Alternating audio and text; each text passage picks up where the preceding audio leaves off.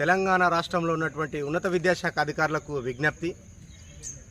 ఏదైతే తెలంగాణ రాష్ట్రంలో ఉన్నటువంటి గౌరవ న్యాయస్థానం ఇచ్చినటువంటి ఆర్డర్లను అమలుపరచాలని చెప్పేసి మరొకసారి విజ్ఞప్తి చేస్తున్నాం. ఎందుకంటే 2024-25లో పనిచేసినటువంటి గెస్ట్ లెక్చరర్లని అన్కండిషనల్గా కంటిన్యూ చేయండి. ఏదైతే ఒక టెంపరవరీ ఎంప్లాయీని మరొక టెంపరవరీ ఎంప్లాయీ తోటి డిస్టర్బ్ చేయకూడదని చెప్పేసి సుప్రీంకోర్టు ఇచ్చినటువంటి డైరెక్షన్స్ని తీసుకొని హైకోర్టు తెలంగాణ న్యాయస్థానం ఏదైతే ఇచ్చిందో ఆర్డర్స్ వాటన్నిటిని అమలుపరచాలి. ముఖ్యంగా మీ ముందుకి ఈ వీడియో పెట్టడానికి ఉద్దేశం సార్, చాలా కాలేజీలలో కనీసం అంటే కొంతమంది, అందరికీ అనట్లేదు, కొంతమంది ప్రిన్సిపాళ్లకు హైకోర్టు ఆర్డర్ సుపీరియరా లేకపోతే కమిషనర్ ఇచ్చేటువంటి ఆర్డర్ సుపీరియర్ అనే అవగాహన కూడా లేనటువంటి పరిస్థితి. ఒకవేళ హైకోర్టు ఆర్డర్ కనుక ఇస్తే కమిషనరేట్ కూడా ఫాలో అయ్యేటువంటి పరిస్థితి ఉంటుంది. కానీ ఇదే హైకోర్టు ఆర్డర్ మాకు సుపీరియర్ కాదు, హైకోర్టు తోటి మాకు సంబంధం లేదు, హైకోర్టు ఇచ్చే ఆర్డర్ మాకు చెత్తబుట్టతో సమానం అని చెప్పి, చెత్త పేపర్తో సమానం అని చెప్పేసి కొంతమంది ప్రిన్సిపాల్స్ అత్యుత్సాహం ప్రదర్శిస్తూ ఉన్నారు. గెస్ట్ ఫ్యాకల్టీ జీవితాలతో చెలగాటమాడుతూ ఉన్నారు.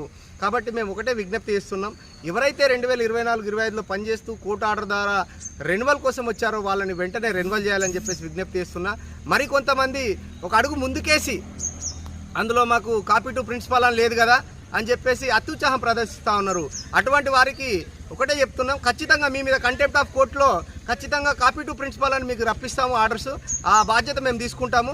తెలంగాణ గెస్ట్ లెక్చరర్ అసోసియేషన్ నుంచి ఖచ్చితంగా మిమ్మల్ని కంటెంప్ట్ ఆఫ్ కోర్టుకు తెచ్చి నిలబెట్టి న్యాయస్థాన ఆర్డర్ సుపీరియరా లేకపోతే కమిషనర్ ఆర్డర్ సుపీరియర్ అనేది మీకు త్వరలో చెప్తాము. మేము మరొకసారి విజ్ఞప్తి చేస్తున్నాం, ఆ పరిస్థితి తెచ్చుకోవద్దు. కలిసి పనిచేసే వాళ్ళం, మీ ముందు పనిచేసే వాళ్ళం, మీతో కలిసి పనిచేసే వాళ్ళం, కళాశాల అభివృద్ధి కోసం పనిచేసే వాళ్ళం, రూపాయి అవినీతి సంపాదన లేకుండా కళాశాల డెవలప్మెంట్ కోసం మేము త్యాగం చేసేవాళ్ళం. కాబట్టి మమ్మల్ని 2025-26 కూడా కొనసాగించే విధంగా, అట్లాగే additional qualification net set PhD అంటా ఉన్నారు. మరి కమిషనర్ గారు ఇచ్చినటువంటి ప్రొసీడింగ్లోనే తెలంగాణ న్యాయస్థాన ఆర్డర్స్ని అమలు పరుస్తామని చెప్పారు. మరి ఆ ఆర్డర్స్ని కూడా మీరు పట్టించుకోకపోతే మిమ్మల్ని ఏమనాలి? అంటే ఏదైనా ప్రశ్నిస్తే గెస్ట్ వాళ్ళు ప్రశ్నిస్తూ ఉన్నారు, క్వశ్చన్ చేస్తూ ఉన్నారు అంటున్నారు. మరి ప్రశ్నించకపోతే మీరు చేసేటువంటి పనుల వల్ల నష్టపోవాలని చెప్పేసి అడుగుతూ ఉన్నాం. కాబట్టి అందరినీ కొనసాగించాలని విజ్ఞప్తి చేస్తున్నా. నేను 2.5 నిమిషాలు